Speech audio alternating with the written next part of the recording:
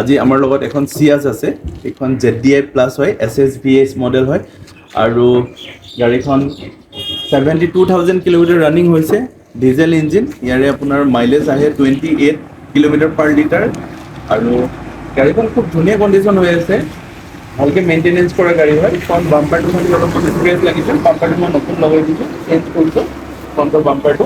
আৰু গাড়ীখন ধুনীয়া কণ্ডিশ্যনত আছে, বাম্পাৰ টু বাম্পাৰ চিল হৈ আছে গাড়ীখন, ইঞ্জিন চিল আৰু ইয়াতে বডি পূৰা চিল হৈ আছে, ভাল মেইনটেনেঞ্চ কৰা গাড়ী হয়। গোটেইকেইটা এলয় হুইল হয়, push button start, keyless entry, 4টা power window, automatic AC, power steering, back camera, android গোটেইখিনি আছে। আৰু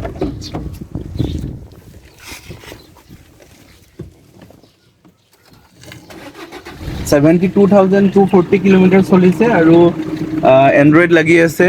এতিয়া আপোনালোকে দেখা পাব বেক কেমেৰা লাগি আছে গাড়ীত, অট'মেটিক AC আছে।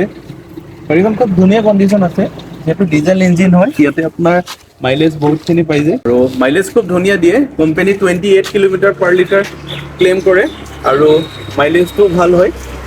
মই নিজে চলাই 25-26 মই মাইলেজ পাই আছোঁ, নিজে চলাইছোঁ গাড়ীখন। তিনিচুকীয়াত গাড়ীখন কিনিছিলোঁ আৰু তিনিচুকীয়াৰ পৰা গাড়ীখন মই নিজে চলাই আনিছোঁ, তো মাইলেজটো মই নিজে ভাল পাইছোঁ। আৰু যিহেতু হাইব্ৰিড গাড়ী হয়, এইটো SSVS স্মাৰ্ট হাইব্ৰিড ভেহিকল বাই চুজুকি, ZDI প্লাছ মডেল হয়। আৰু মাৰুতি চুজুকি চিয়াজ গাড়ীখন এনেও প্ৰিমিয়াম গাড়ীত পৰে মাৰুতি চুজুকিৰ, আৰু বহুত বেছি কমফৰ্ট আছে, ইয়াৰে ছাছপেনশ্যনটো বহুত বেছি ভাল হয়। ত' সেয়াই আৰু গাড়ীখন আপোনালোকে দেখাই পাইছে, ক'তো এটাও স্ক্ৰেচ নাই আৰু গোটেইখিনি চিল আছে। এইখিনি আপোনালোকে আহি পেলাই চাব পাৰিব, চেক কৰিব পাৰিব বডি চিলবিলাক। অকল বডি চিল থকাই নহয়, আৰু আমাৰ গাড়ীবিলাক মেইনটেনেঞ্চ ভাল থকা মানুহৰ পৰাই আমি ৰিচিভ কৰোঁ।